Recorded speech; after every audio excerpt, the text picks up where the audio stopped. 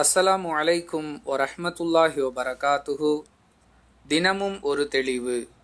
ஒருவருக்கு 2 பெயர்களை வைக்கலாமா என்று ஒரு சகோதரர் கேட்கிறார். அன்பிற்குரிய அல்லாஹுவின் நல்லடியார்களே, ஒரு மனிதருக்கு அவருடைய பெற்றோர்கள் ஒரு பெயரை வைத்திருப்பார்கள். அவரையே செல்லமாக வேறு ஒரு பெயரை சொல்லி அழைப்பார்கள். இன்னும் சிலருக்கு பெற்றோர்கள் வைத்த பெயர் போக நண்பர்களுக்கு மத்தியில் ஒரு அடையாள பெயர் இருக்கும். இன்னும் சிலர் அவர் சார்ந்திருக்கக்கூடிய துறையை ஒட்டி, அதாவது எழுத்தாளராகவோ மொழிபெயர்ப்பாளராகவோ இருக்கிறார் என்றால் தன்னுடைய இயற்பெயர் அல்லாமல் ஒரு புனை பெயரால் அவர் மக்களுக்கு மத்தியில் அடையாளம் காணப்படுவார். இவ்வாறு ஒன்றுக்கு மேற்பட்ட பெயர்களால் ஒருவர் அழைக்கப்படுவது அல்லது அடையாளம் காணப்படுவது குறித்து இஸ்லாம் சொல்லக்கூடிய விளக்கம் என்ன என்பதே இந்த கேள்வியின் பின்னணி. அன்பிற்குரிய அல்லாஹுவின் நல்லடியார்களே, ஒருவருக்கு ஒன்றுக்கும் மேற்பட்ட பெயர்களை வைப்பதற்கு இஸ்லாத்தின் பார்வையில் எந்த தடையும் இல்லை. குர்ஆனிலோ ஹதீஸிலோ ஒருவருக்கு ஒன்றுக்கும் மேற்பட்ட பெயர்களை வைக்கக்கூடாது என்று எந்த ஒரு தடையும் சொல்லப்படவில்லை. இன்னும் தெளிவாக சொல்வதாக இருந்தால், பெருமானார் ஸல்லல்லாஹு அலைஹி வஸல்லம் அவர்களுக்கு அருகிலேயே இருந்த பல நபர்கள் 2 பெயர்களால் அடையாளப்படுத்தப்பட்டிருக்கிறார்கள்.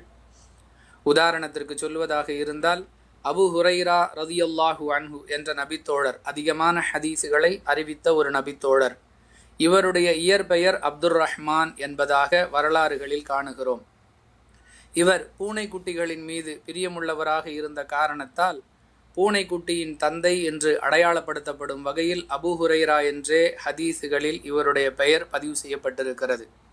ஏன், பெருமானார் ஸல்லல்லாஹு அலைஹி வஸல்லம் அவர்களே அவர்களுடைய பெற்றோர்களால் இட்ட பெயர் முஹம்மது என்றிருந்தாலும் அபுல் காசிம் என்ற புனை பெயராலும் நபிகளார் அழைக்கப்பட்டிருக்கிறார்கள் என்பதை புகாரியில் இடம்பெறக்கூடிய 5443வது ஹதீஸிலிருந்து அறிந்து கொள்கிறோம்.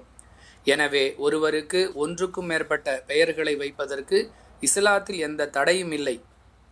அதே நேரத்தில் ஆவணங்களில் ஏதேனும் பிரச்சனை ஏற்படும் என்ற நோக்கத்தில் ஒருவருக்கு ஒரே ஒரு பெயர், இயற்பெயராகவும் புனைப்பெயராகவும் செல்ல பெயராகவும் ஒரே ஒரு பெயரே இருக்குமேயானால் அது சிறந்தது என்று வேண்டுமானால் சொல்லலாமே தவிர மார்க்க ரீதியாக இதை குற்றம் என்று சொல்ல முடியாது. பள்ளிக்கூடத்தில், மருத்துவமனையில், வேறு பல சந்தர்ப்பங்களில் ஆவணங்களில் பதிவு செய்த பெயர் ஒன்றாக அழைக்கப்படும் பெயர் வேறாக இருந்தால் ஏற்படும் பிரச்சனைகளை தவிர்ப்பதற்கு ஒரே ஒரு பெயரையே இட்டுக்கொள்ளலாம் என்பதே இதற்கான தெளிவு. வாஹிரு தஅவானா அனில் ஹம்துலில்லாஹி ரப்பில் ஆலமீன். அஸ்ஸலாமு அலைக்கும் வரஹ்மத்துல்லாஹி வபரகாத்துஹு.